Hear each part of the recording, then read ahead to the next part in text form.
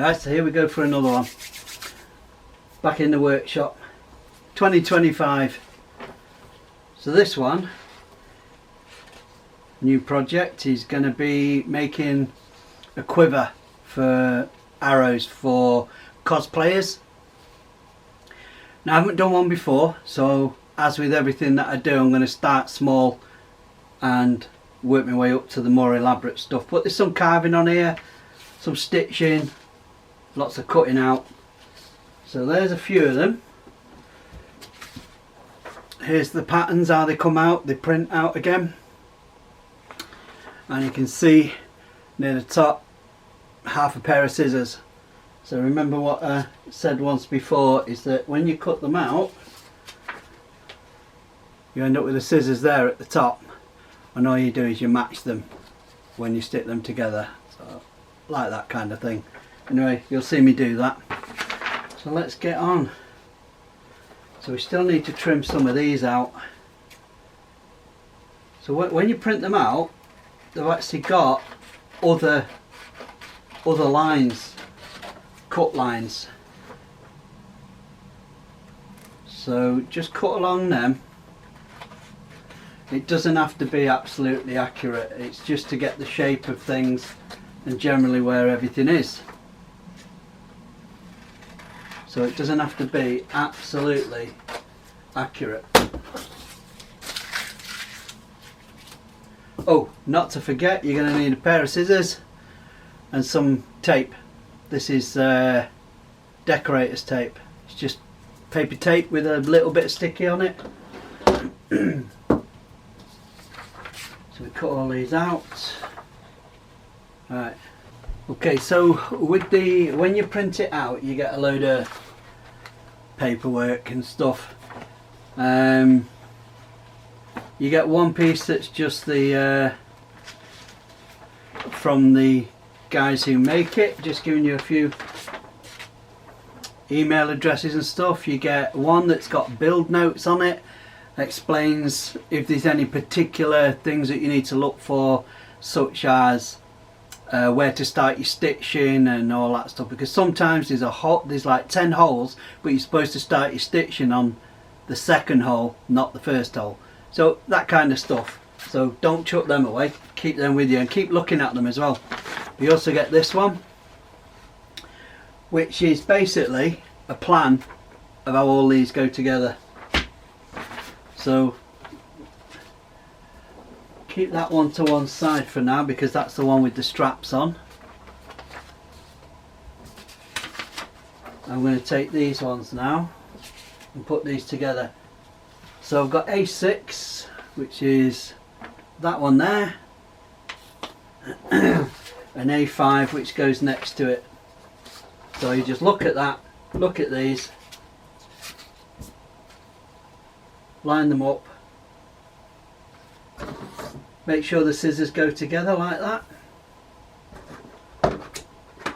put some weights on it, and then get your tape.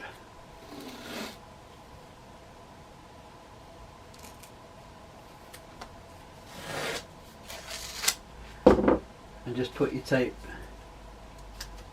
all the way down it.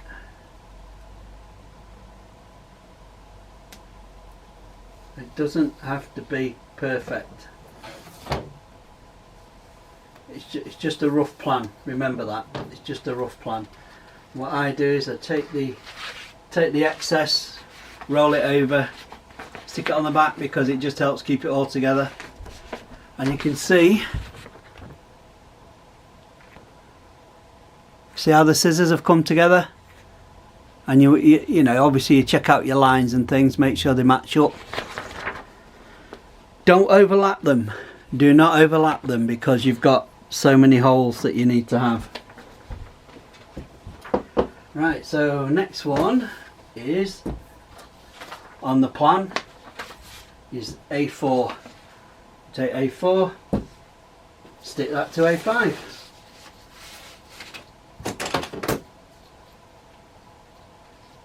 Just like that. Make sure you line up not just the scissors, but make sure the scissors and the actual pattern line all come together. And there we have it, exactly the same as it is on the plan, just all lined up.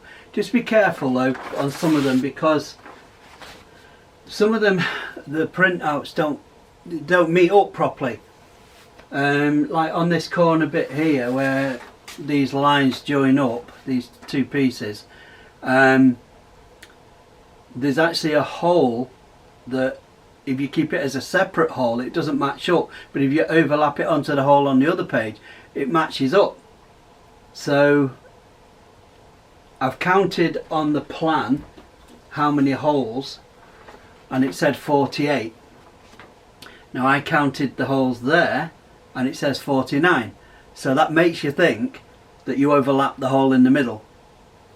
So I've done that, but you've got to keep that in mind for when you come to punching the holes, because if you end up with one hole less, if you're used to doing leather craft, it's not a problem at all. I mean, I'll just work my way around it, it's not an issue. But if you're new to it, you might panic. There's no need to panic, just I'll show you as we go along. If it happens, I'll show you how I get around it. It's not a big issue, most people can figure it out. Okay, now sometimes on the back I like to stick a few pieces of tape because it gets a bit floppy otherwise.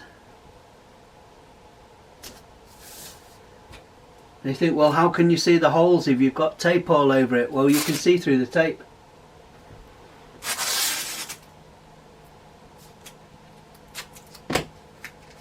Because it's up, the holes are printed in black.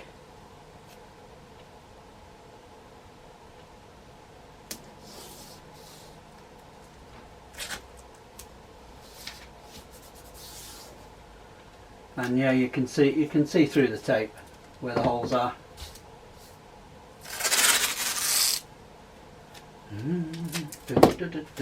Okay, we're nearly done on this bit. There we go. So now you've got your, that's how you go from printed patterns to your main pattern. And that is the size of the leather that we're going to cut out. So it's also got on the edge of it some of the strap patterns just there.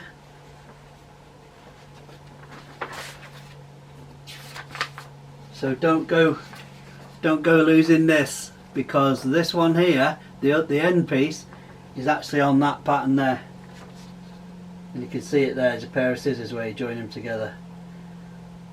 So strap wise, you've got 1, 2, 3, 4, 5, 6.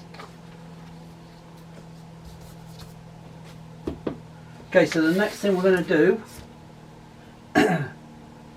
is we're just going to trim closer around that.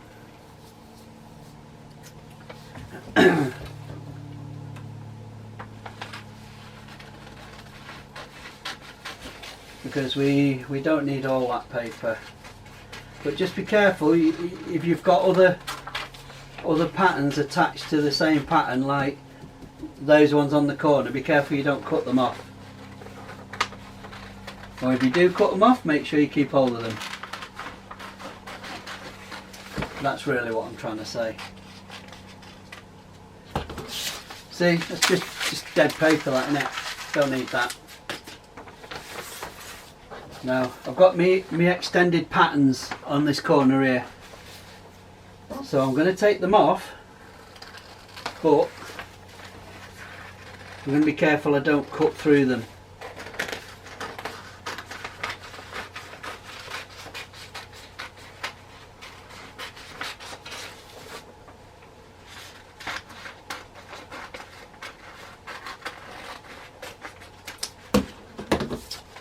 So on that scrap piece on the corner, we've still got those patterns, so we'll have them.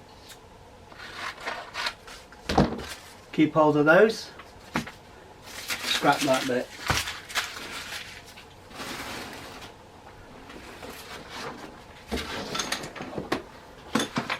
So as you can see, that's a bit more cut out now, isn't it? Ugh, knocking everything all over the place as usual. Right, so we need to transfer that onto leather, but I'm going to cut these other little patterns out first so that I can take them to the leather cutting table as well, and we can do them all at the same time. So we've got all the pieces. There's the main pattern, and there's all the little patterns that I've just cut out.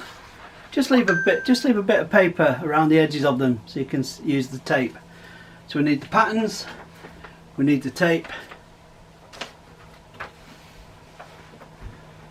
and we need a big roll of leather. So we'll go to the table.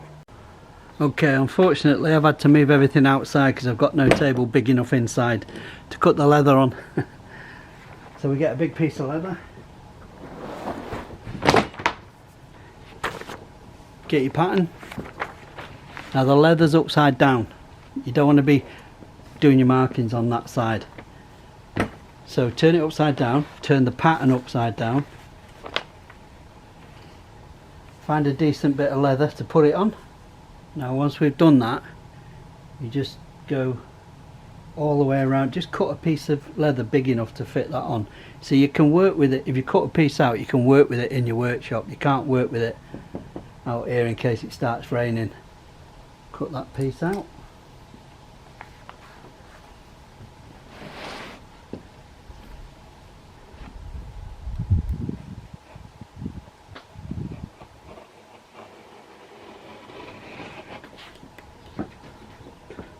Okay, and that's all you do, is just get all your other pieces, line them up.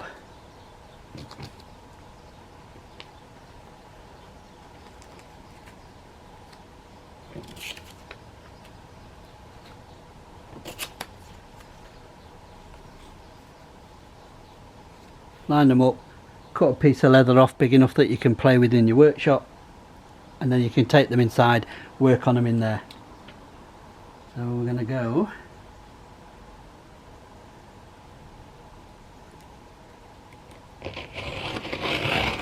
like that.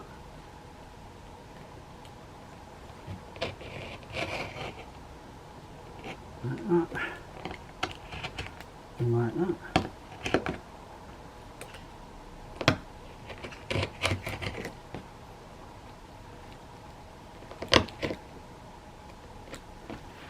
There we go, so it's big enough to put all those pieces on in the workshop. And then put all your stuff away and move back in the workshop. Yep, so we've got some weights. I've got my little anvil. I've got a jai size weight, £7 that one. I always put felt on the bottom of the bigger ones just so it doesn't make too much of a mess. Anyway, so it's held on, we've dampened the leather, and now we're going to go around all the lines.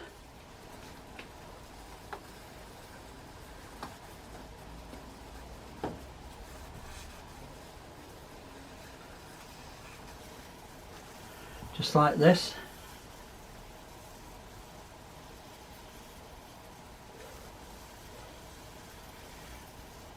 With the ball bearing tip tool.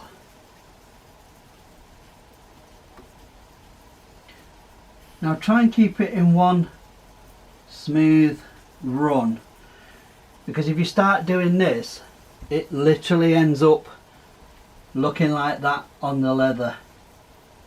And then when we've done that, you're going to get a tool which is a stitch iron.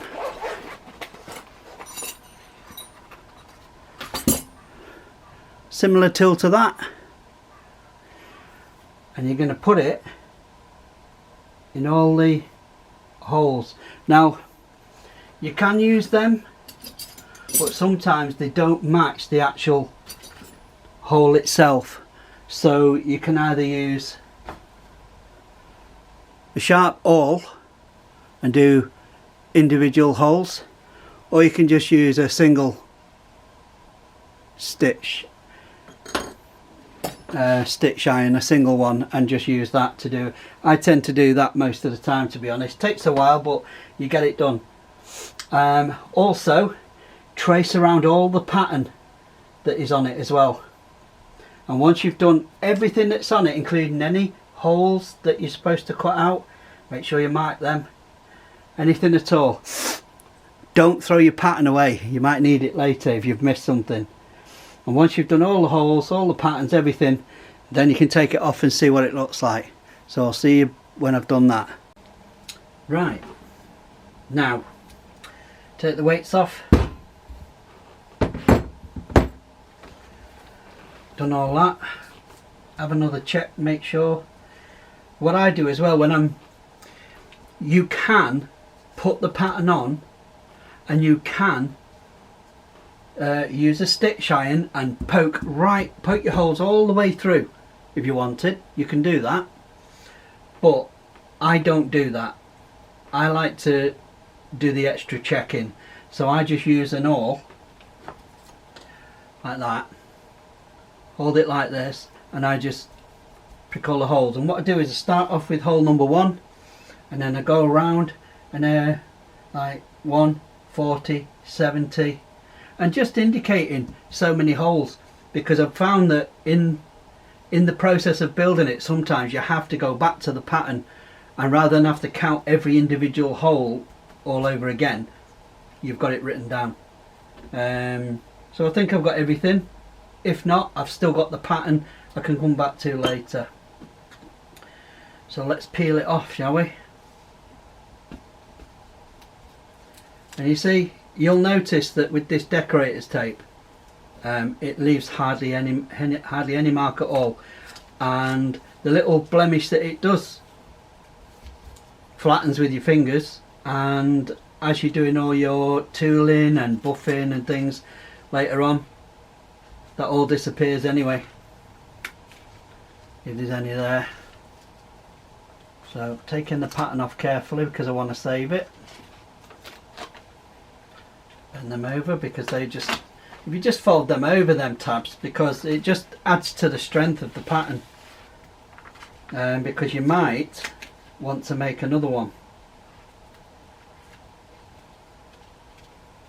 And I've found that if you take care of your pattern, your printouts like this, you can actually use the pattern several times before you have to print a new one,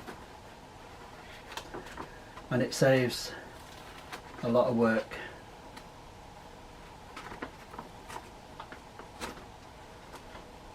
Okay, now I can see just by a quick glance there that most of it, if not all of it, yeah, there's a few bits that I've missed, but I can easily get them.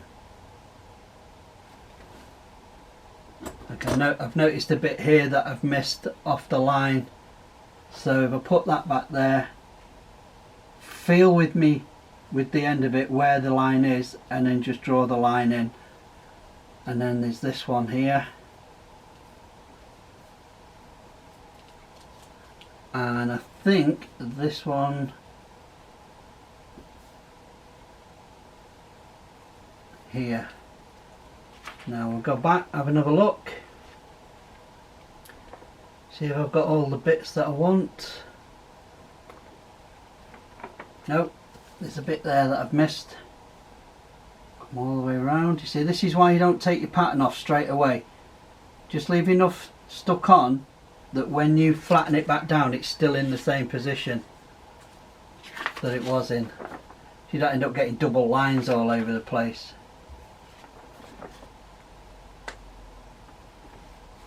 And I think, yeah, I think that's it. Got all my little holes that I need on there. Peel it off a bit more. Hole there, them, that. Okay, we're good to go. Peel it off, bend it over, and then just put it to one side. Now, I'll hold it up to the camera, but I don't think you're going to be able to see it in this light. You don't know. You never know. You might. It's pretty bad light in here today. I don't know if you can see it, but when you do it, you'll see it. Like I say, you have to have it damp for that to print onto it when you do it. So I could either now just start cutting that out properly, but what I want to do, put that to one side, take another piece of pattern, do the exact same thing again. I'm going to lay it on like that. Well, I'm going to wet it first. I'm going to lay it on like that, like I did with the last one.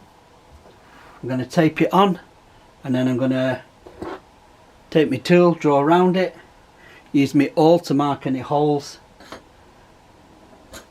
and then peel it off, check it's okay, put it to one side, do another one. So I'll come back when they're all done. Just thought I'd show you a little bit on one of them that I'm doing. So as I showed you, I've dampened the leather,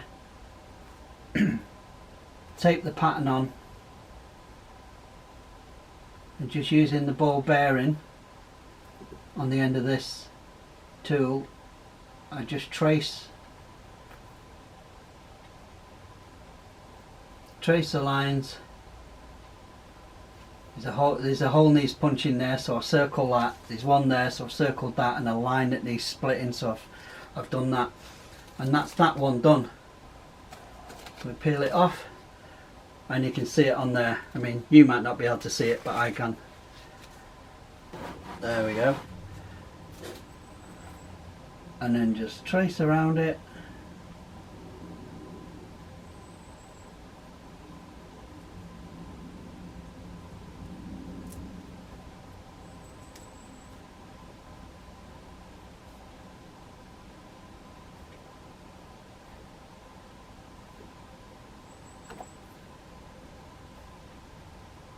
Use your fingers to hold the paper in place, because it is getting damp while it's sat on there and it can tear.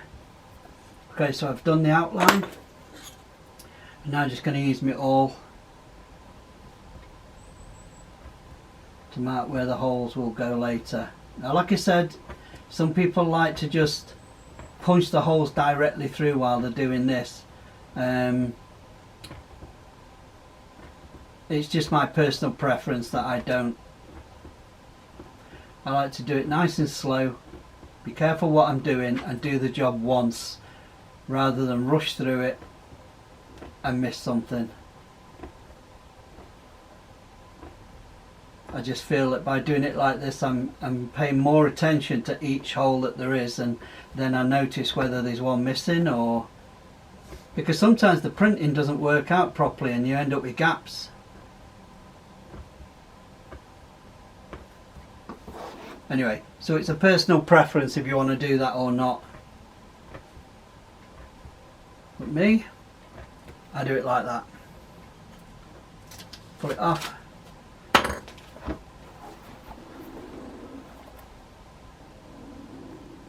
There you go, you can see it, can't you? Okay.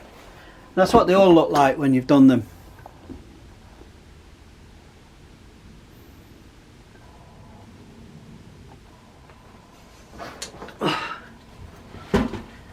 So, got a few more left to do.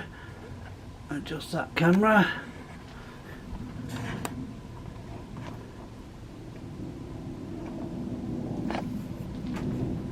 I've got a few more left to do. It's only those tiny small ones. 2 on that, 1 on that, and I'm done. And then we start cutting them all out. You're going to need a few tools for this, so I've got myself a light on. It's not the most brilliant light in the world, but it'll do. Okay, so sharp blade in there, keep the blade. I did one pass, nice and soft, and now I'm going really low with the blade. There we go. Trim that. Now you need one of these. This is an edger. Just takes the rough edge off. Now again, you can sharpen these on here.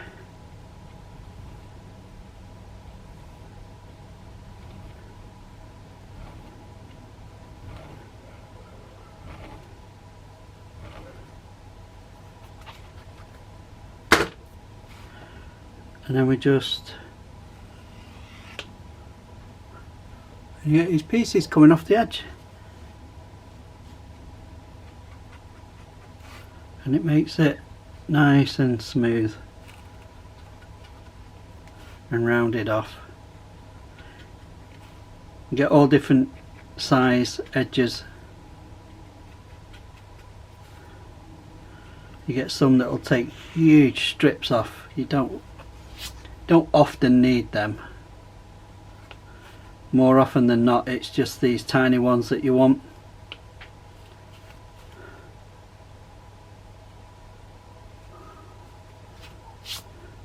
Now, do the outside, but don't do the inside yet, because you don't know if you're going to fold it over and stitch it. You don't need to do that edge, so just wait on that one.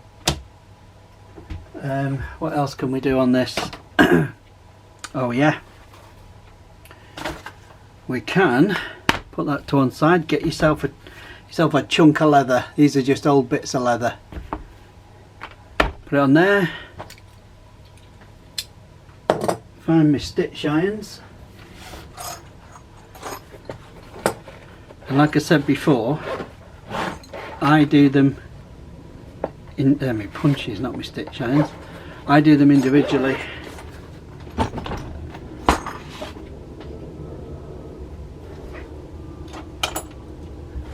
There it is.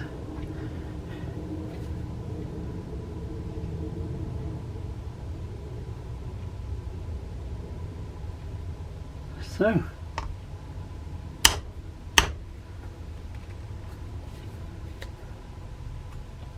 one,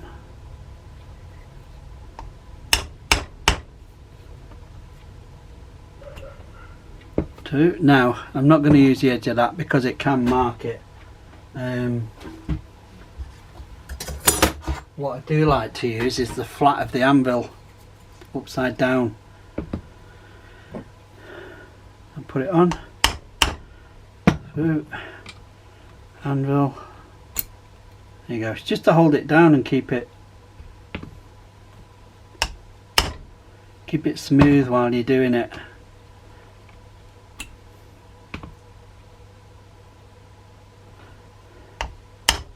And got to try, I often do this myself, got to try not to hammer it in so deep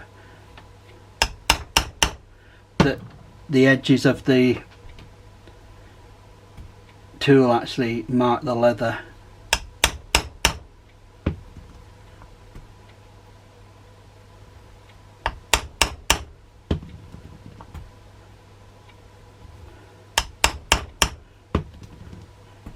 If you can find a stitching tool that matches the distance of those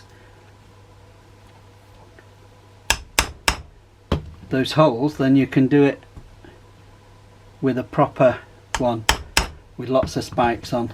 Get the job done a lot quicker. But me, I don't have one. So if I'm doing something that I'm making myself with all my own measurements, I can use any of them to get the job done quicker, because I'm putting the holes where I want them. Whereas if you're following somebody's pattern, sometimes the holes are a distance that you haven't got the tool for, in which case you end up doing it one at a time like this.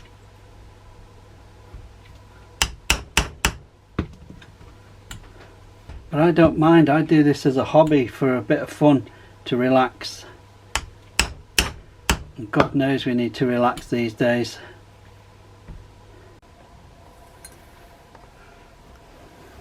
Don't know if you can see that. It's a terrible light in here, isn't it?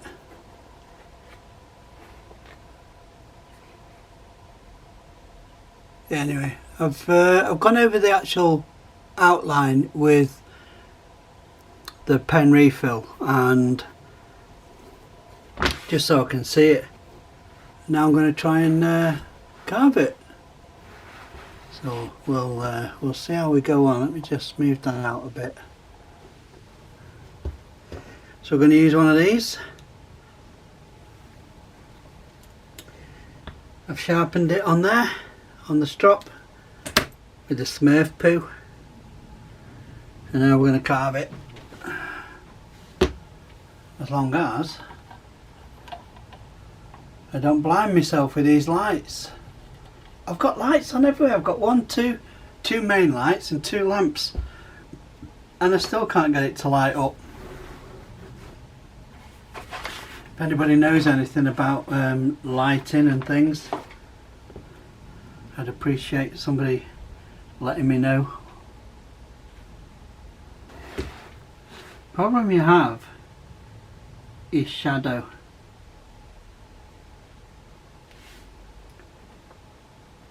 Because the shadow goes over it and you can't blooming see what you're doing.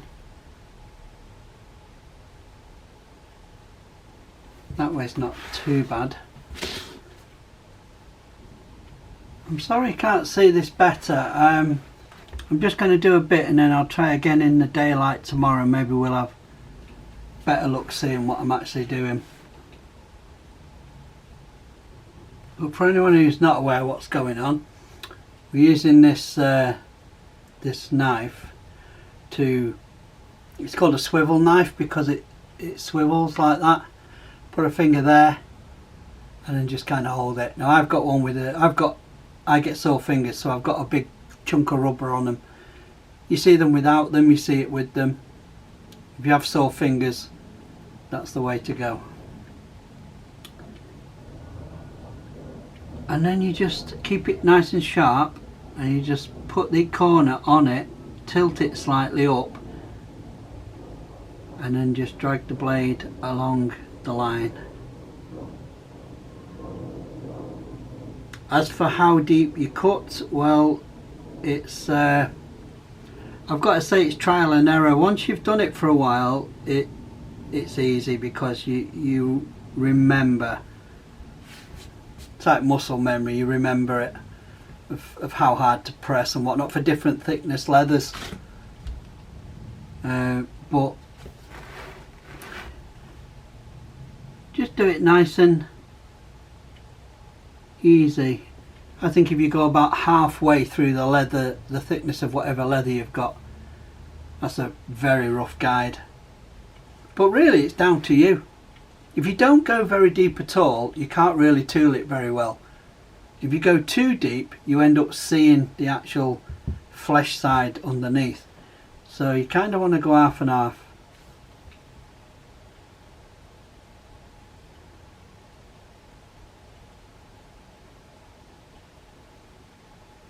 But it is nice in the workshop when there's no radios on, it's dark outside, and all you can hear is the clock and you've got a lamp on.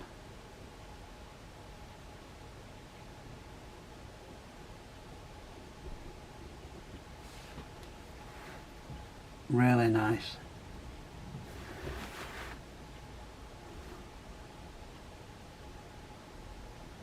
And don't try cutting too fast, take it nice and slow. There really is no need to go fast. I'm so tempted to do the whole thing, but I won't. I will hold some off for tomorrow so we can try it in the daylight. But if you're just starting out doing carving on leather, you will pick it up, but don't go practicing on expensive leather. But even after you practice, there will come a time when you think, right, now's the time, and you'll be shaking because you have a really expensive piece of leather and you know that for the first time you're going to try and do a proper carving on it. One of my favourite things to do with leather is carving. Oh, I love all this drawing, carving, tooling.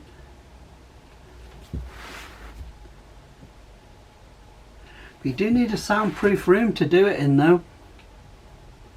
because all the tap tap tapping that you have to do, it can become quite annoying for anybody listening. Even if you get yourself a work shed outside, they can still hear it. I'm in a workshop in my garden and they can still hear it in the house. Right, so I'm just going to do this little bit here and then I'll leave the rest till tomorrow. Because really, from what you can see there, it's not a lot. All you can see is my hand. Nah, that's no good. You can't see me, can you? I'll have to try and improve on this lighting situation. This is ridiculous. I think that's why they use all these umbrellas and things, to make the light bounce back.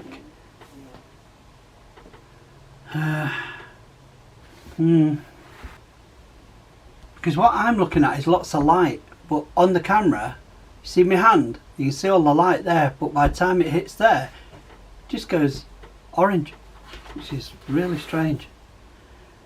But what you're seeing on the camera is not what I'm seeing in real life. I'm actually seeing loads of brilliant light.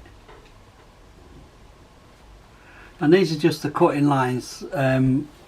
Once this is all done, we'll then start tooling it and making the picture lift up, look like it's lifting up out of the leather.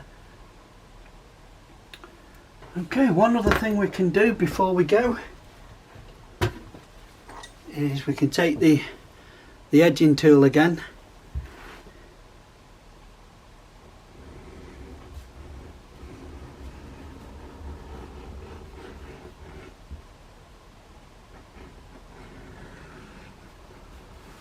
and just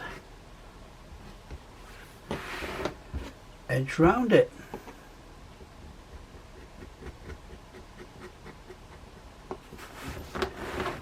As I've said before, all the edge does is it rounds the edge off so it's not so rough.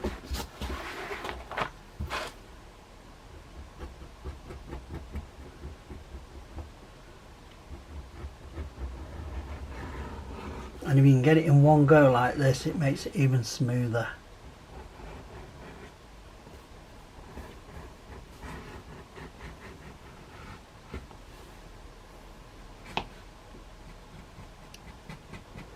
So you're going to have, when you've used the ink pen, the paint pen refill, you end up with some silver lines on the leather. But don't go rubbing them or nothing, because by the time you've done all your treatment and your buffing and everything, it'll be gone. So don't try wiping them off. A lot of them are disappearing now because I'm using the edger on them. So yeah, don't go rubbing them. Just leave them and let them come off with the as you go along.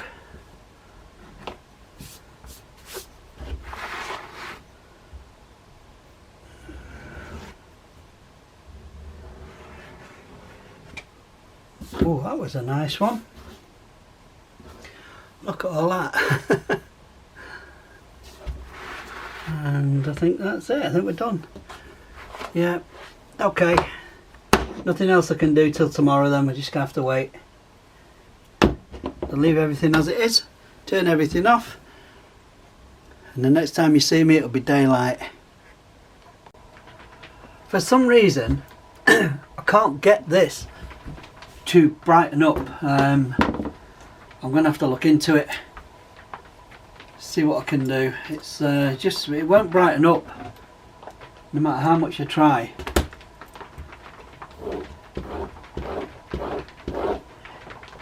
If your swivel knife's been sat for a few days doing nothing, give it a quick strop. Just give it that edge again, and then we're going to have to just carry on with it, I'm afraid, because I've got to get it done, haven't I?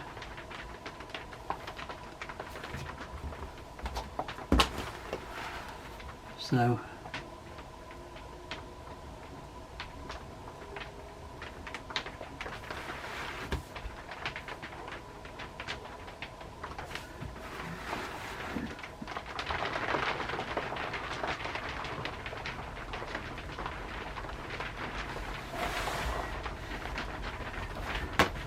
me just adjust this a little bit.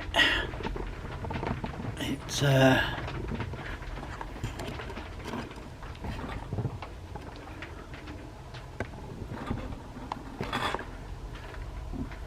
seems to not want to to show me. Okay. Excuse me, bit of a frog in my throat.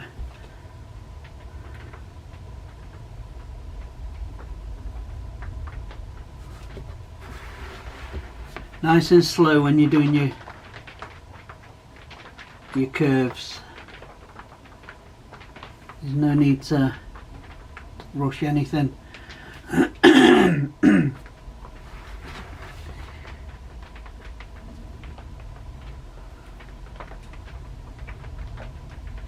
Now you don't want to be, you don't have your swivel knife like right up on the point.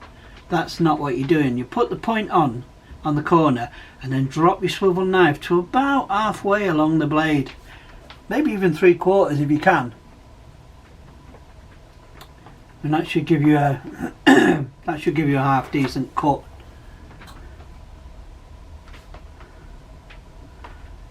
Yeah, unfortunately the light that everybody watching is seeing is not the light that I'm actually working in. I've got great light, but for some reason it comes up as this dull orangey colour, yellowy orangey colour.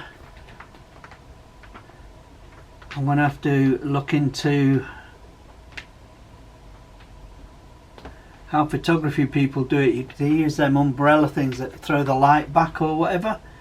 So I'll see how that goes. Alright, let's keep twisting till I get it where I want it.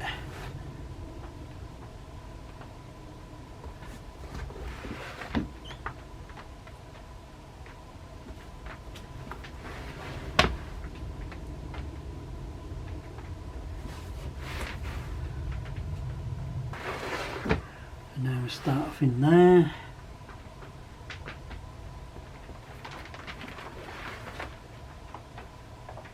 Curl it, curl it,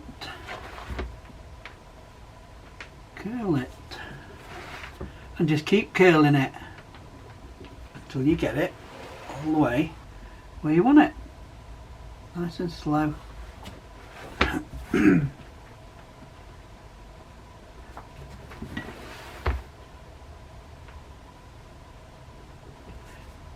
Also, don't worry too much if your lines are a little bit squiggly whilst you're cutting, because you can alter a lot of minor errors like that when you're tooling. It's great when you get the long ones. Oh, must be raining.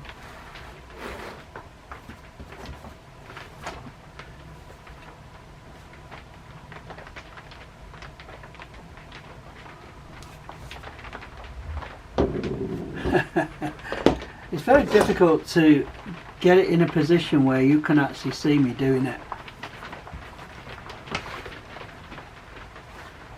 The only way I can do that is to, in some of my other videos, I've put the camera literally right over my hand here, so I've got like 2 inches of space underneath it to work, but that's not ideal. So this is more ideal, where you've got plenty of room to swing it around. Like I say, you can, with practice on rough leather and stuff, you'll get used to how deep to cut your line, and you'll have different depths in your own mind of what you want to do, how deep you want it to go. So I mean, I could tell you, oh, go this deep. Well, that's just to get you going. You learn for different leathers, different patterns, different whatevers, to do it how you want to do it.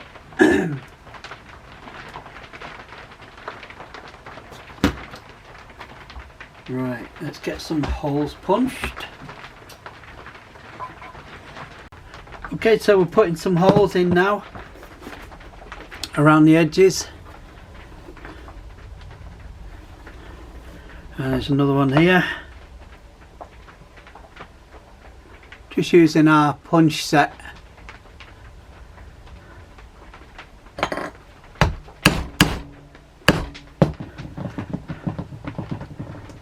Try not to get overzealous and push it too hard through your leather, because you've still got to get it out.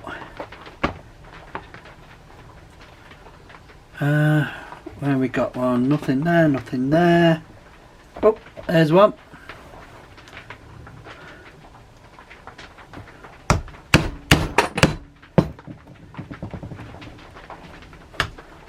There we go.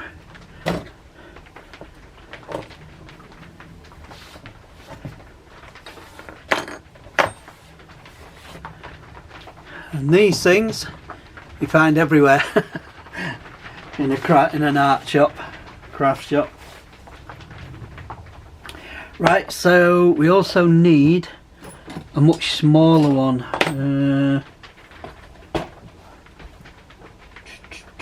So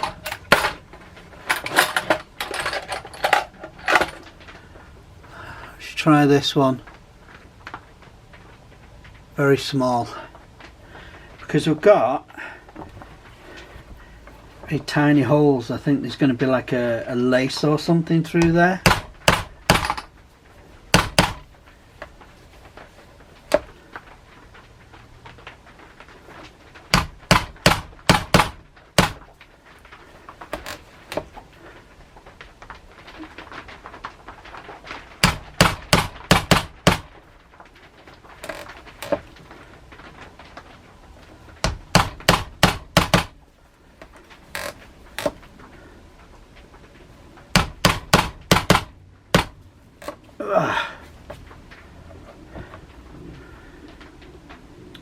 And now we've got more.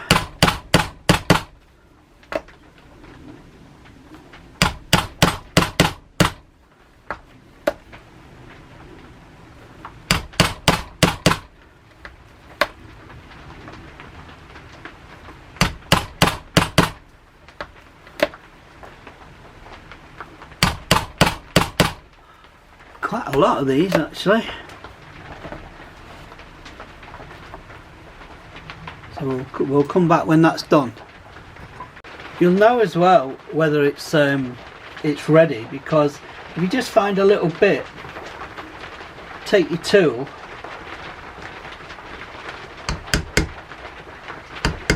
and do that. You'll see if it's too wet, it squashes the leather. So just do it gently, see what it's doing, and then leave it. It's still too wet at the moment. One of the things that I like to do as well when I'm tooling is I put a pair of gloves on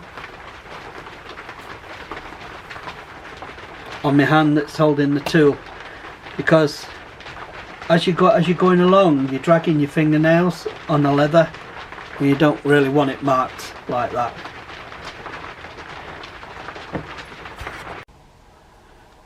So we get my flattest tool, my mallet. Hopefully that should be ready to be tooled now. Why? The leather looks like it's gone back to its original colour. The thing is, it looks like it's gone back to its original colour, but it won't have done. Because whenever you put water on leather, it always changes the colour slightly.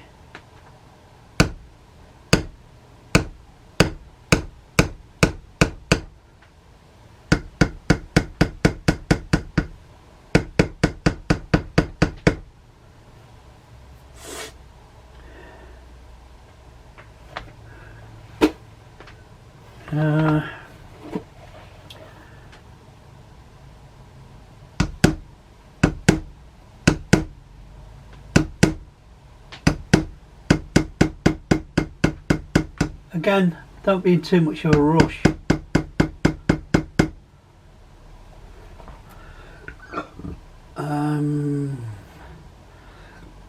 Trying to figure out which way I should tool that.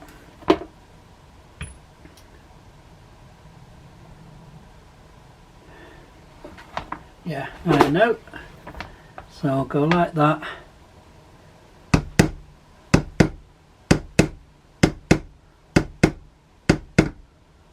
When you've got a tight circle, you just have to move it a tiny bit at a time, around and around and around and around and around, just trying to keep it in that line, and eventually you will end up with it turned round.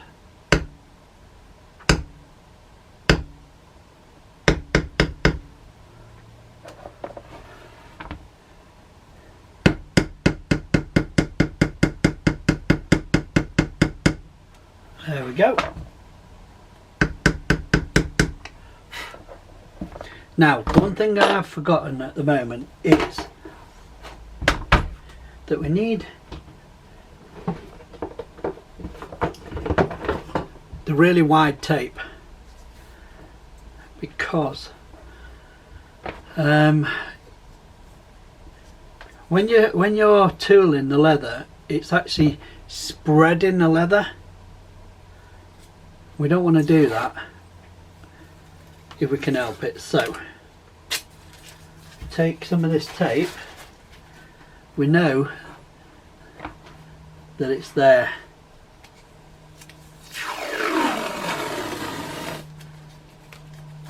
So we need to put tape along the back of it.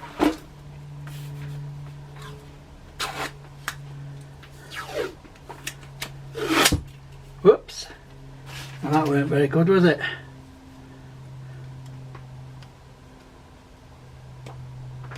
Just get hold of it again. Start again. It's very old tape, this, so the older it is, the more likely it is to tear.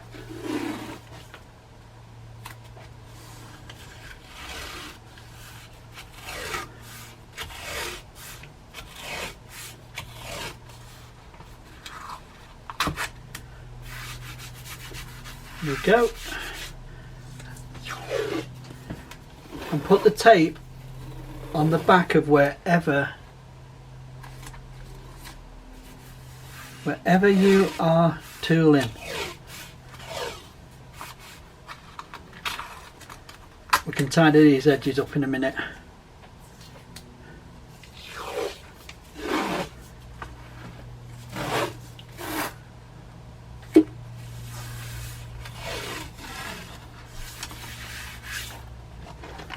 That'll do.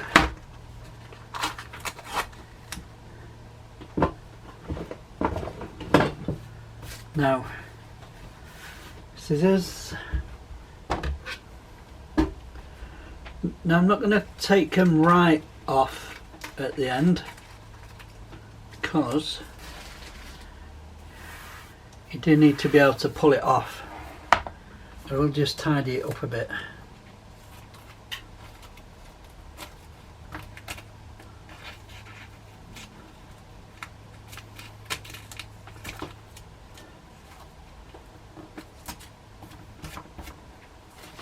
There we go.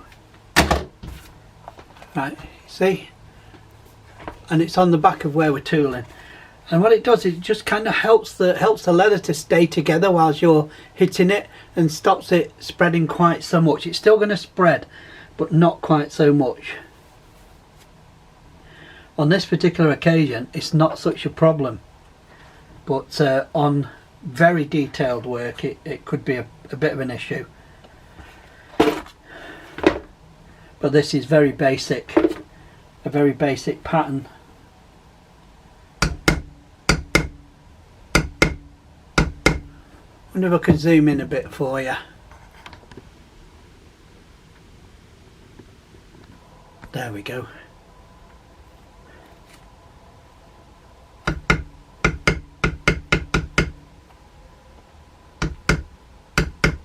When you do it like this first, just to get your line started,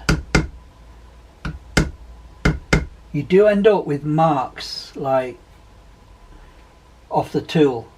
But once you've got it, if you very gently tilt your tool back a bit more,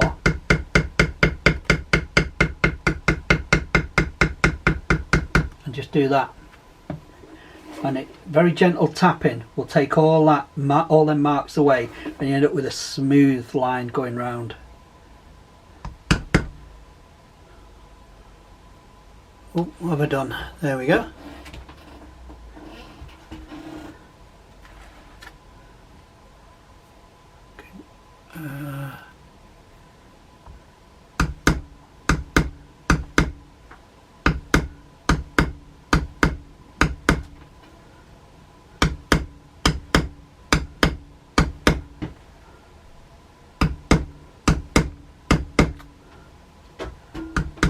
Again, put your tool on.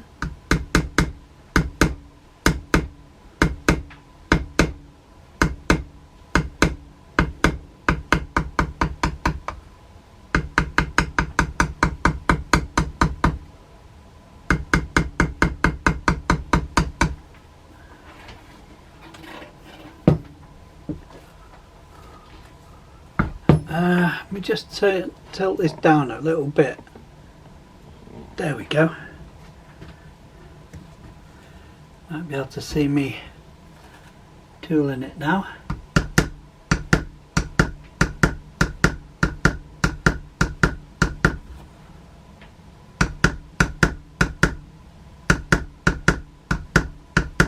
Now, ignore the sound, because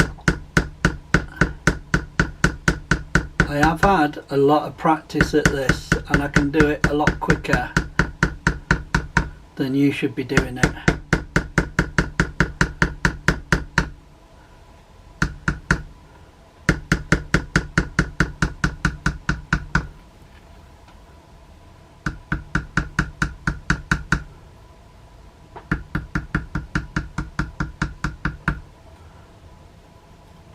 So don't try and imitate that the sound, you know, with the speed and all that.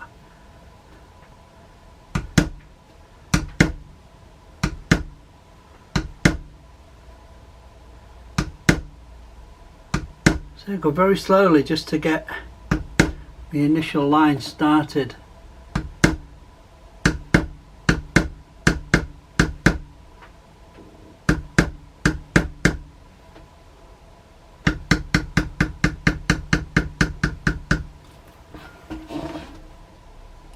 And then when I come right into the join where two bits join to, where am I? Where are you? When I come to a join where two bits come together like that, you've got to be very careful with your tool. Like right there, it comes to one that way, one that way. Well, your tool's too big to go right in, so take it as far as you can. Do your normal flattening.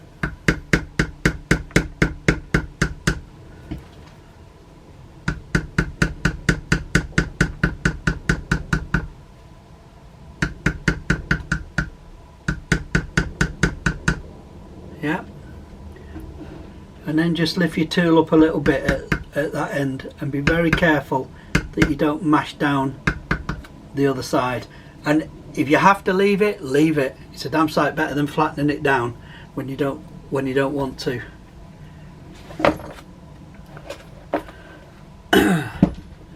Just out a bit. Now when you first do it, it all looks a little bit rough and ready, but it's all part of the process.